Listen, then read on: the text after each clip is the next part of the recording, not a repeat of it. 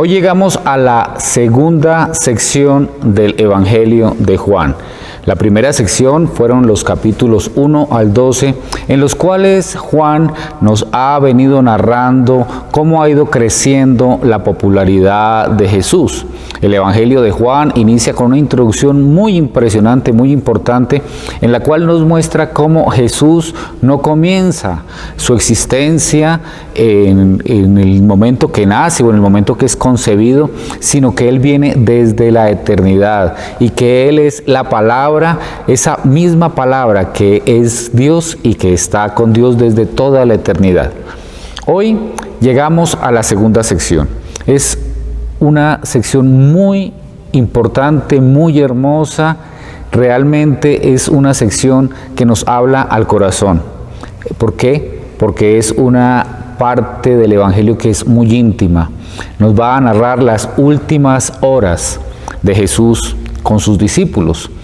Y esta narración es realmente especial, porque es cuando le está hablando Jesús a sus más cercanos. Pero no solamente por eso, sino porque las horas están contadas. Tal vez son menos de 24 horas desde estos sucesos hasta la crucifixión de Jesús. Por eso ya el ambiente está más fuerte, es más cercano, es más tenso también, y viene toda esta serie de enseñanzas, toda esta serie de palabras que Jesús le dice a sus discípulos. Entonces, hoy vamos a ir al Evangelio de Juan capítulo 13 y vamos a reflexionar en los primeros 17 versículos de este capítulo 13. Entonces, vamos al versículo 1.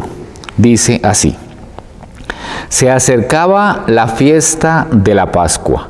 Jesús sabía que le había llegado la hora de abandonar este mundo para volver al Padre. Y habiendo amado a los suyos que estaban en el mundo, los amó hasta el fin. Este primer versículo dice tanto que realmente es muy difícil poder condensar en unos pocos segundos o minutos la enseñanza de este primer versículo. Lo primero que dice es que se acercaba la fiesta de la Pascua.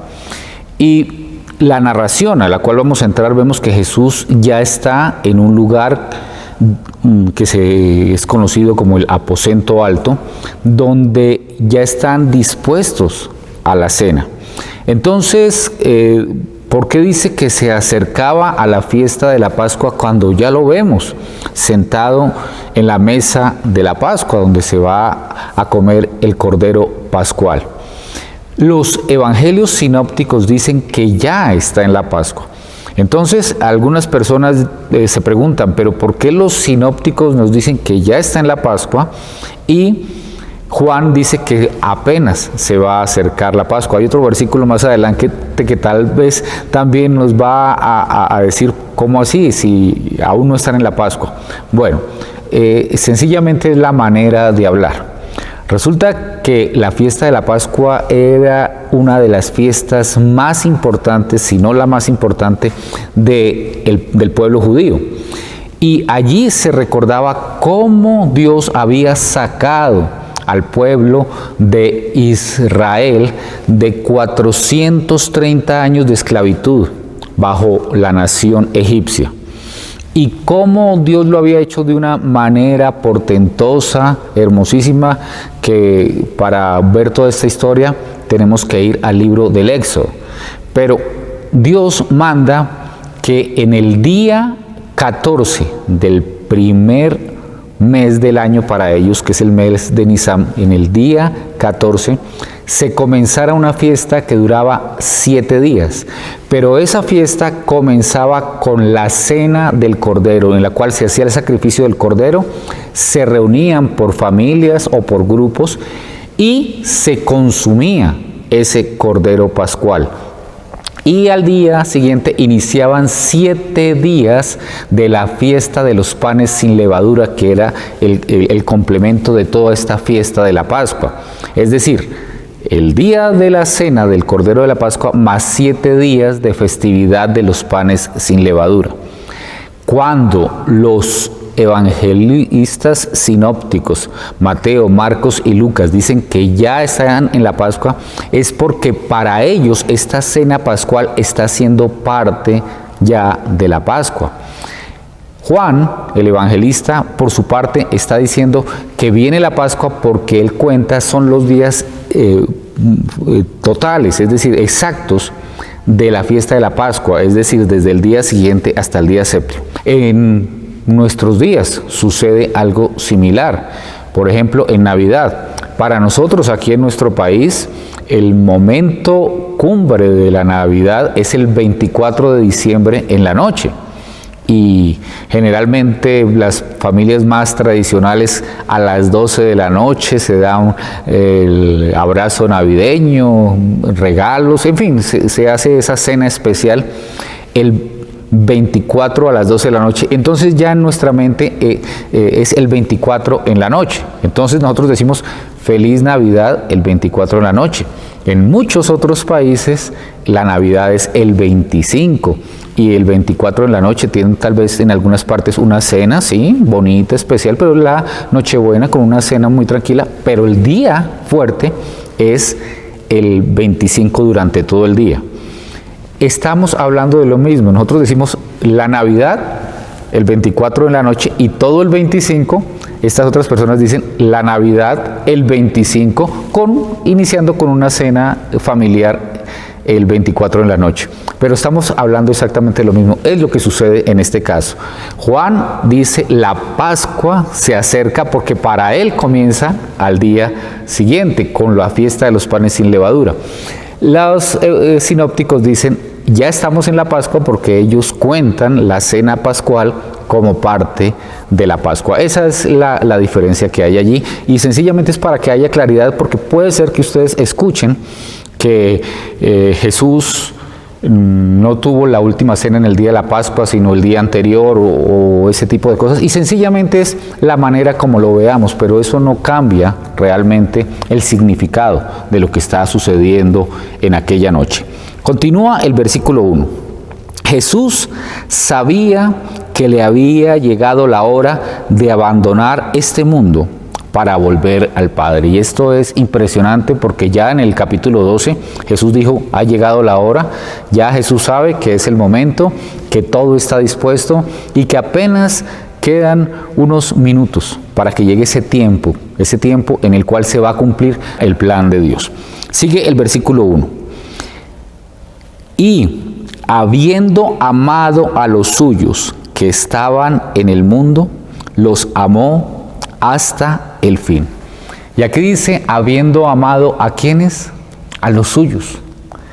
Y es tan hermoso que comienza este capítulo 13 diciendo que habiendo amado a los suyos, porque del capítulo 13 al 17 Él está con los suyos, con esos discípulos cercanos, con esas personas que han estado con Él y que Él ha amado de una manera entrañable, porque es diferente las multitudes a los suyos. Incluso podemos ver que hay una diferencia en la manera como Jesús se aproxima a las personas. Él hace milagros a las multitudes. Él, por misericordia, siente compasión, dice la Biblia, de las multitudes que parecen ovejas sin pastor. Multiplica panes y peces, pero tiene un trato especial con esos suyos, con sus discípulos, con los que Él camina, con los que están cerca de su corazón. Jesús va llamando a los suyos y les va diciendo, sígueme, y aquellos que lo siguen son los suyos. Y Jesús sigue haciendo lo mismo hoy, sigue llamando a los suyos. Él un día te llamó y si tú lo seguiste, tú eres de los suyos y estás cerca de su corazón y Él te ama porque eres de los suyos. Los suyos no somos el montón, los suyos somos aquellos a que Él nos sacó del redil para llevarnos a su rebaño. Los suyos somos los que somos llamados sus amigos. Él da la vida por sus amigos. Los suyos somos esas ovejas que entran por la puerta que es Él mismo. Esa puerta que nos lleva a la vida eterna. Los suyos somos esos que Él nos ha puesto como miembros de su cuerpo, que es la iglesia.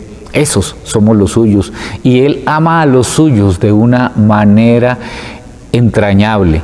Jesús dio la vida por toda la humanidad, pero solamente aquellos que por el impacto de la palabra han confiado su eternidad en Jesucristo son constituidos en los suyos. Aquellos que han recibido su regalo de vida eterna dada en la cruz del Calvario y han creído en Él, han confiado en Él, son hechos hijos de Dios, son hechos los suyos. Somos de los suyos, somos de aquellos que Él ama de esa manera entrañable. Para estos es que Pablo escribió en Romanos 8, versículos 38 y 39.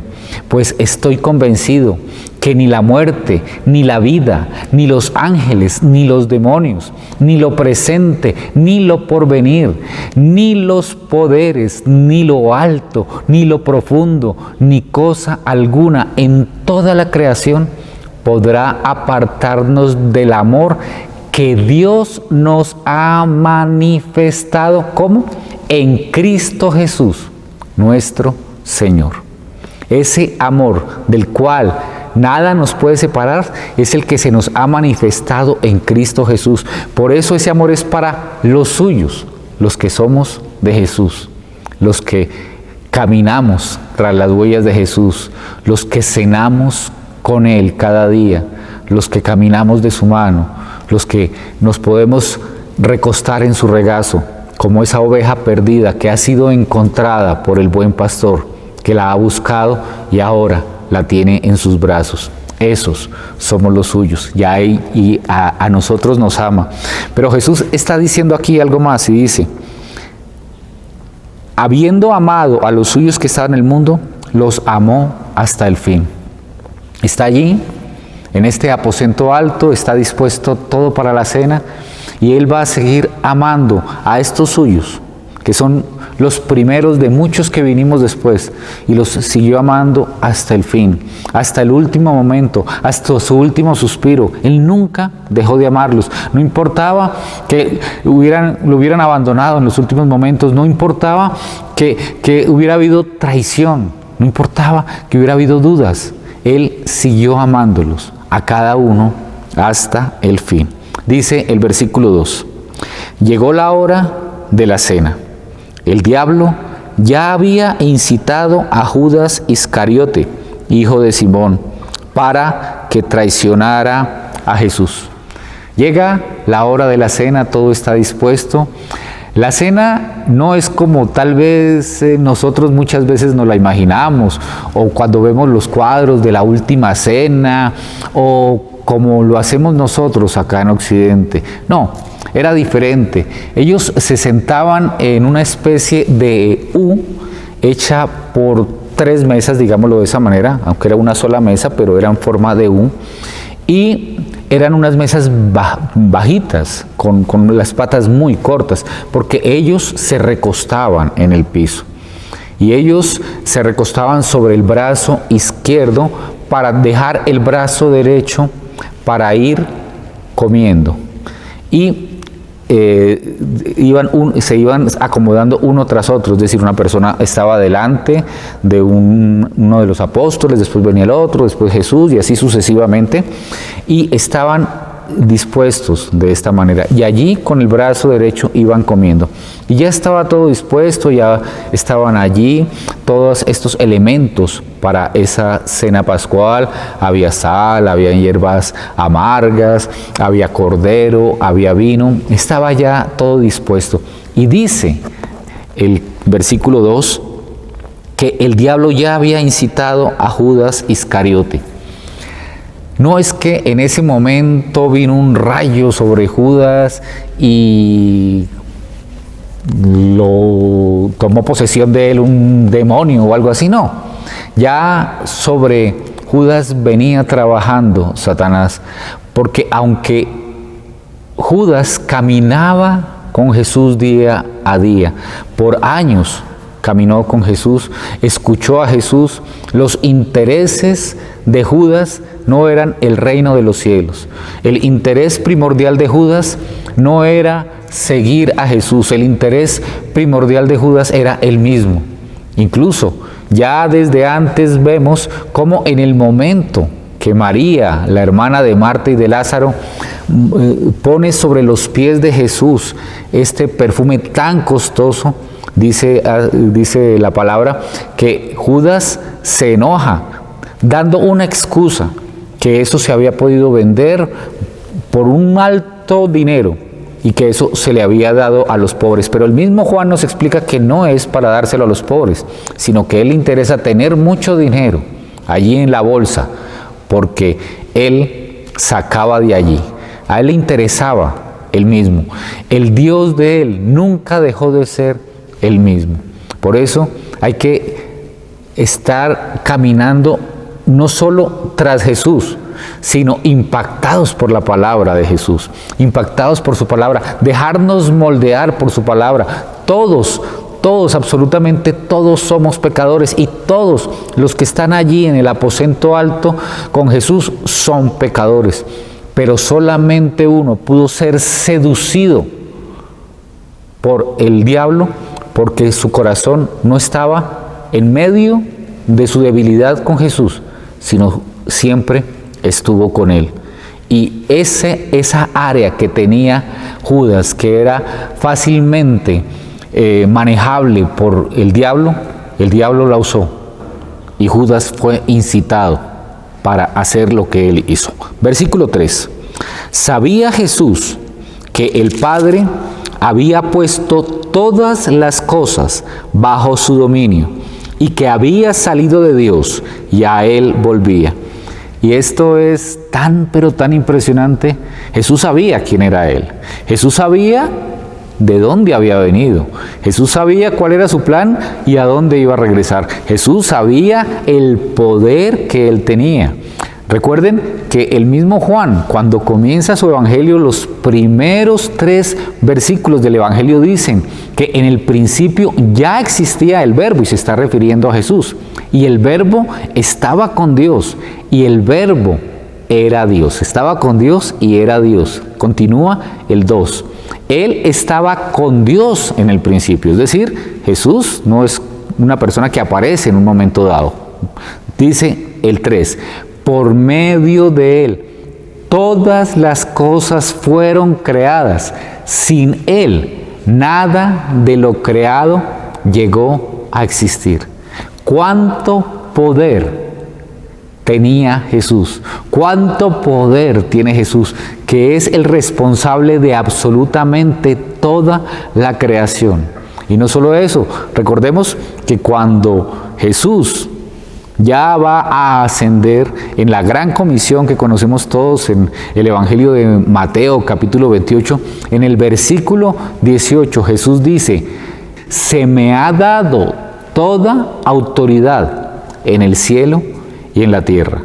Por eso nos recuerda aquí Juan que sabía Jesús que el Padre había puesto todas las cosas bajo su dominio, y que había salido del Padre y a él volvía. ¿Tú qué harías con un poder así? ¿Qué haríamos con tremendo poder? ¿Nos enorgullecemos tan fácilmente por cualquier cosita? Y somos tan peligrosos porque cuando tenemos un poco de poder, muchas veces lo utilizamos para maltratar, para dañar, para golpear. Pero Jesús no hace nada de eso, no. Al contrario, mire cómo continúa el versículo 4.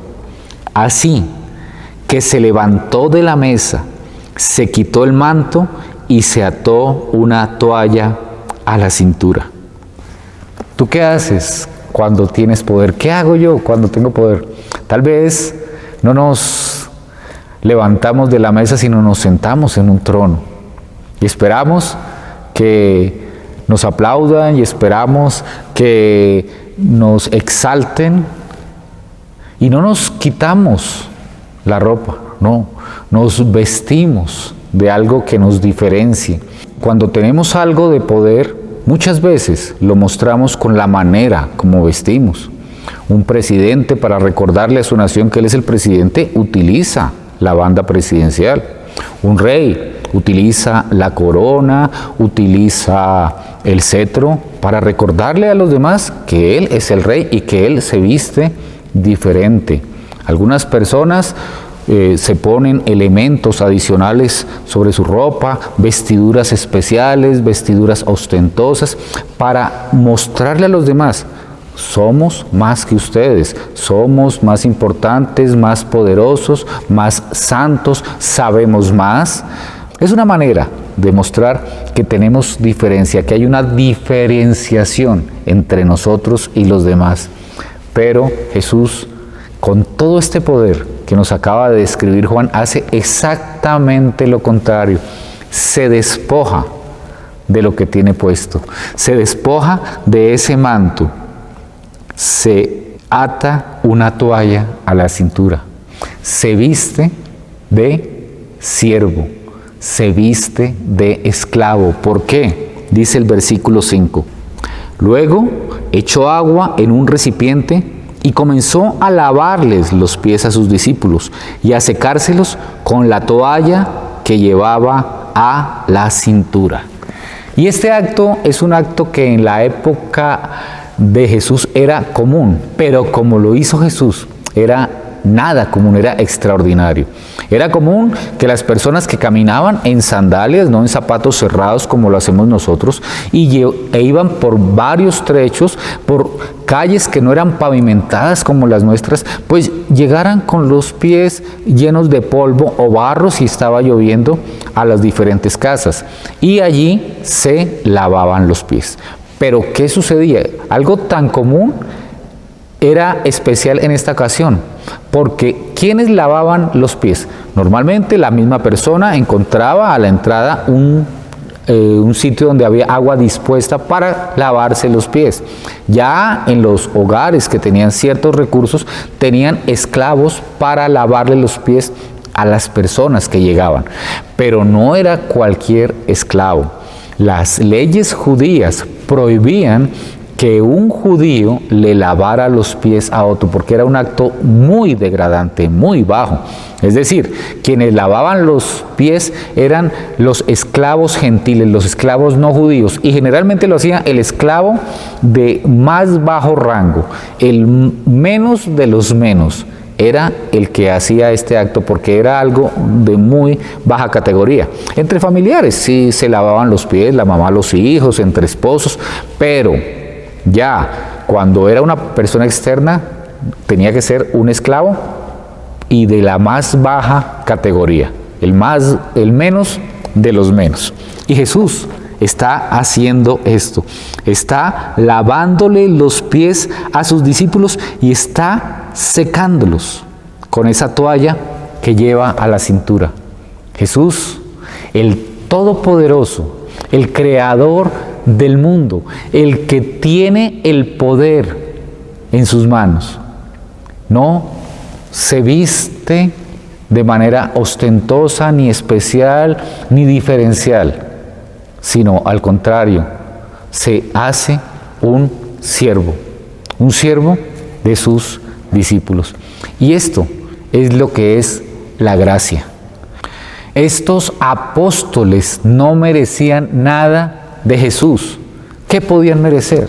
Jesús es santo, es poderoso, es Dios, es el Hijo de Dios, es el Mesías. Estos son unas personas pecadoras que viven equivocándose a cada paso. Y Jesús, por gracia, no porque lo merezcan, porque ninguno de los que está en ese lugar merece nada de Jesús. Sin embargo, Jesús los ama y les sirve. Y esa es la gracia de Dios. Cuando Jesús da a otro, nos da a nosotros lo que nosotros no merecemos.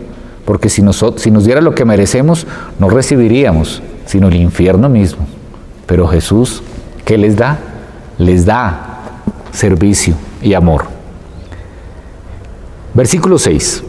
Cuando llegó a Simón Pedro, éste le dijo: ¿y tú, Señor, me vas a lavar los pies a mí? Pedro siempre tiene una respuesta inquietante, ¿no? Señor, ¿cómo se te ocurre?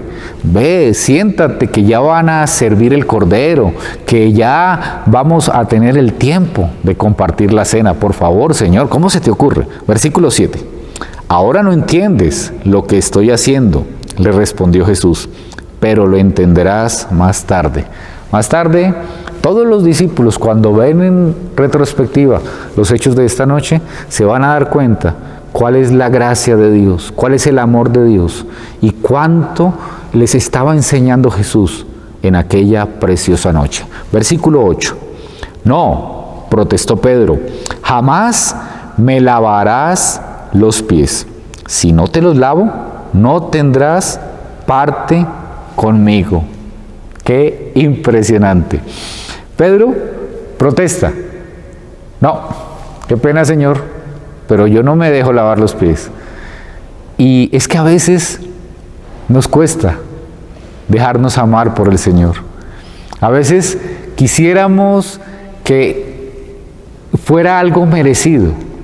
Señor, ya hice lo suficiente. Señor, ya fui muy bueno, soy espectacular esposo, soy un padre increíble, ya me aprendí 300 versículos de la Biblia, no he fallado una sola vez a un servicio eclesial, en fin, y tenemos todo eso. Ahora sí, Señor, merezco que me des algo. Y es que a veces nos cuesta dejarnos amar. A veces nos cuesta dejarnos amar por el Señor.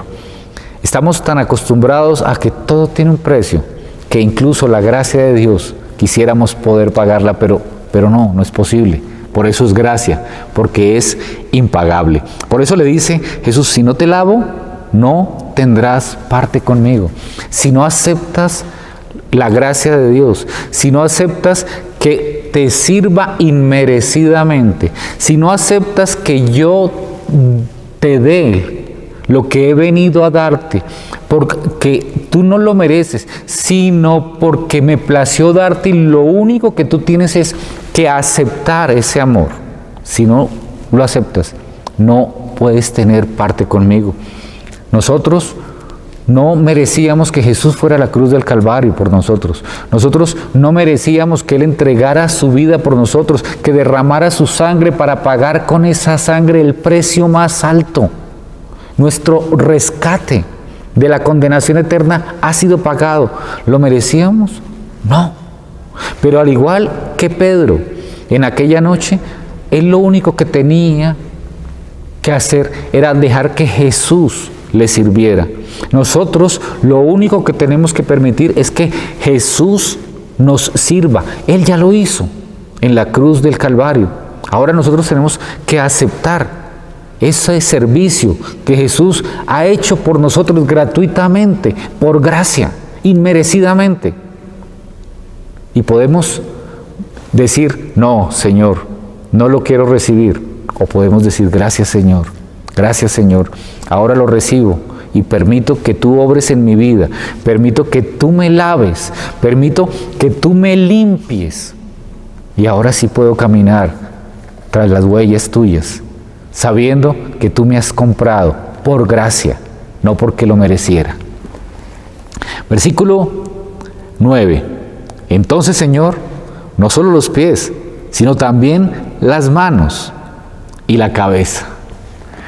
Y aquí está Pedro nuevamente con sus impertinencias y pasa de la negación a la exageración, donde me meto en la tinaja y me lavas todo. Y obviamente que no era así, ¿no? Jesús le dice: el que ya se ha bañado no necesita lavarse más que los pies, le contestó Jesús, pues ya todo su cuerpo está limpio y ustedes ya están limpios, aunque no todos. Aquí pues hay dos contextos: el contexto cercano, que es el que obviamente iban a la fiesta de la Pascua, todos se habían bañado, todos estaban aseaditos porque llegaron a esa fiesta, y le dice, pues ya estás limpio completo, pues solamente los pies que te ensuciaste en el camino para llegar acá. Pero está el contexto teológico. Jesús nos lava, pero nosotros vamos caminando cada día por la vida y nos vamos ensuciando y tenemos permanentemente que ir a la presencia de Jesús y permitirle que Él vuelva y lave esos pies que se han ensuciado en medio del caminar por este mundo caído que permanentemente está contaminándonos. Versículo 11. Jesús sabía quién lo iba a traicionar y por eso dijo que no todos estaban limpios. Después vamos a mirar detenidamente esta historia de Judas la próxima semana. Pero por ahora ya Jesús sabe que ahí hay alguien que no se ha dejado limpiar por la palabra, que no se ha dejado limpiar por el caminar con Jesús, que a pesar de haber estado tanto tiempo con Jesús, sigue igual de sucio. Vamos a leer desde el versículo 12 hasta el 17, que es una sola sección. Cuando terminó de lavarle los pies, se puso el manto y volvió a su lugar. Entonces les dijo, ¿entienden lo que he hecho con ustedes? 13. Ustedes me llaman Maestro y Señor, y dicen bien, porque lo soy. 14. Pues si yo, el Señor y Maestro, les he lavado los pies, también ustedes deben lavarse los pies los unos a los otros. 15. Les he puesto el ejemplo para que hagan lo mismo que yo he hecho con ustedes. 16. Ciertamente, les aseguro que ningún siervo es más que su amo, y ningún mensajero es más que el que lo envió. 17. ¿Entienden esto? Dichosos serán si lo ponen en práctica. Se vuelve a poner el manto, se sienta y comienza a hablar con ellos. Y les dice, este ejemplo les he dado para que ustedes lo hagan. Ustedes no pueden estar buscando ser los principales. Ustedes no pueden estar buscando que les sirvan sino servir. Si yo, les dice Jesús, que soy el Maestro, que soy el Señor, si yo, viendo el contexto de esta perícopa completo, si yo que tengo todo el poder, les he servido, ustedes tienen que hacer lo mismo. Yo les he dado ejemplo. El Señor nos ha dado ejemplo. El Señor nos ha dado gracia. Por eso, si de gracia recibimos, de gracia damos. No esperando el aplauso, no esperando el ensalzamiento, no buscando que nos vean porque hablamos diferente, porque también a veces lo hacemos. Hablamos diferente como para vernos más espirituales, no esperando ser los especiales, sino esperando ser los siervos. Que el Señor nos ayude a entender su gracia, a entender su amor, y si no la entendemos, a recibirla y decir, gracias, Señor. Vamos a orar. Señor bendito, cuando vemos tu gracia, cuando vemos tu amor, tenemos que entender claramente que no merecemos absolutamente nada de ti, que nos cuesta, Señor, nos cuesta. Quisiéramos pagarlo absolutamente todo, pero Señor, hoy tú nos muestras en tu palabra que tú viniste a servirnos no porque lo mereciéramos, sino por amor, por misericordia, por gracia. Señor, que podamos realmente acogernos a esa gracia y saber que es inmerecida y saber que ese servicio tuyo lo hiciste sin esperar nada más que volteáramos a mirarte y lo recibiéramos. Ahora, Señor, ayúdanos a seguir el ejemplo del servicio. Ayúdanos a seguir el ejemplo de quitarnos todo adorno para poder caminar tras tus huellas, sin equipajes, sin pesos, sin elementos diferentes a tu amor. Gracias, Señor. Te alabamos y te exaltamos solo a ti.